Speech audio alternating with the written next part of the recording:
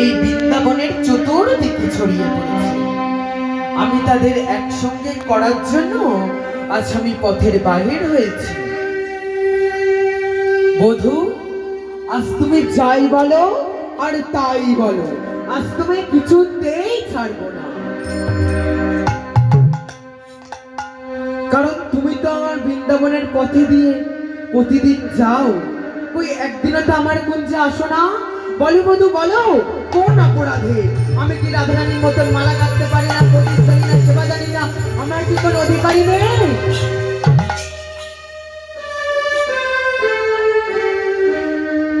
চন্দ্রা, তুমি তো আমারই। কি বললে বধূ? আমি তোমার? তাহলে এই জগতে একথা তো কেউ বলে না। সবাই বলে রাধানাথ, রাধাবল্লভ, রাধাকান্ত, কিন্তু চন্দ্রাবলীনাথ তো কেউ বলে না। চন্দ্রাবলীনাথ কেউ বলে না, চন্দ্রাবলীনাথ কেউ বলে না, চন্দ্রাবলীনাথ কেউ বলে না, চন্দ্রাবলীনাথ কেউ বলে না। জগতে আছে জগ জানা, চন্দ্রাবলীনাথ কেউ বলে না।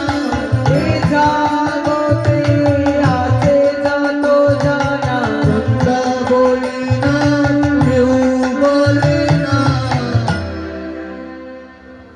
এই কথা বলে চন্দ্রাবলী আমার আপন কুঞ্জে নিয়ে এনে মনের মতন সেবা করছে। সেবা করতে করতে শ্যামনগরের চরণে ঘুমিয়ে পড়েছে। আর এমন সময় বৃন্দাবনের পাখি ডেকে উঠেছে। আর তখনই শ্যামনগরের ঘুম ভেঙে গেছে। শ্যামনগর বলছে, চন্দ্রা, ও চন্দ্রা, চন্দ্রা, ও চন্দ্রা। চন্দ্রাবলী আমার কিছুতেই সাড়া দিচ্ছে না। চন্দ্রাবলী আমার ঘুমিয়ে পড়েছে। শ্যামনগর আমার মনে মনে ভাবলে, এই পালাবার সুযোগ, এখন যদি না পালাতে পারি তাহলে আর আমার ওই রাধাকুঞ্জে যাওয়া হবে না। তাই চন্দ্রাবলীর কুঞ্জ থেকে সোজা গিয়ে দাঁড়ালেন ওই রাধা কুঞ্জে। রাধারানী যেই কুঞ্জের দিকে তাকিয়েছে, তাকিয়েই বলছে, হে লম্পট শট কাপড়, তুমি কেনই বা আমাকে সংকেত দিয়েছিলে, আর কেনই বা বঞ্চনা করলে? বলে রাধারানী আমার মান করলেন।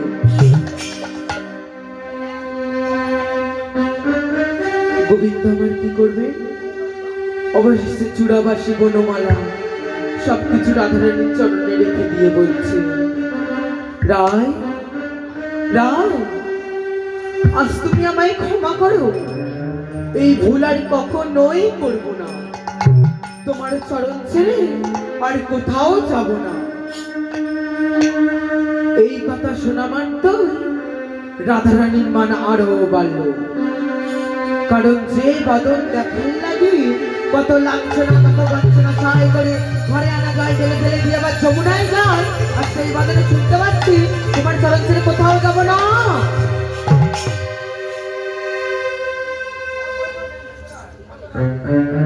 এতেই রাধারানীর মনের পরিমাণ সুমেরু পর্বতের মতন বেড়ে গেল।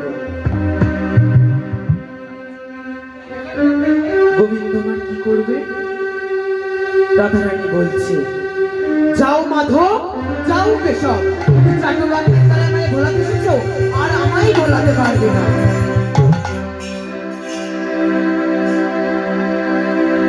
যাও যাও হরি, কত বড় তুমি, জানা গেল বড় চরিতে।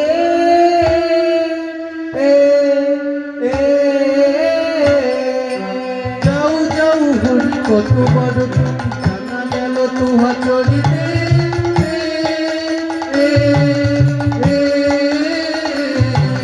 যাও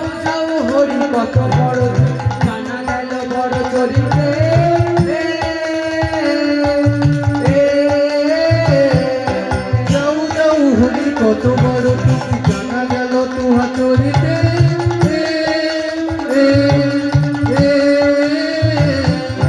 যেটা ছিলে সে খাজাও, এটা ছিলে সে তাজা, যেটা ছিলে সে খাজাও, এটা ছিলে সে তাজা, আমারে না জ্বালাও, এটা ছিলে সে তাজা, শান্তিতে থাকতে দাও, এটা ছিলে সে তাজা, যেটা ছিলে সে খাজাও। এটা ছিলে সে তাজা।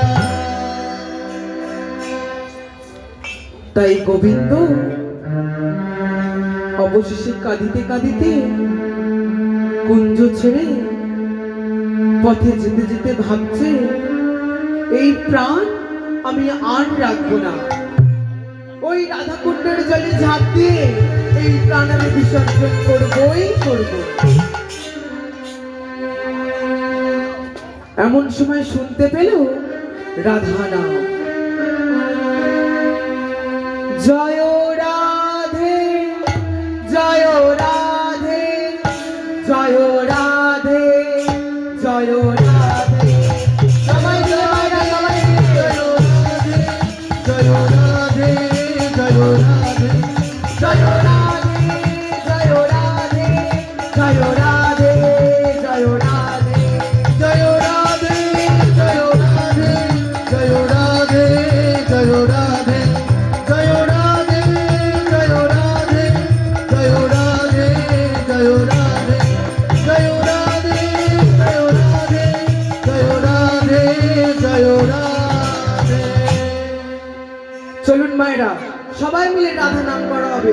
চলুন সবাই মিলে দুটি বাহু তুলে, হরি হরি হরি বল। সবাই মিলে দুটি বাহু তুলে মায়েরা, সবাই মিলে।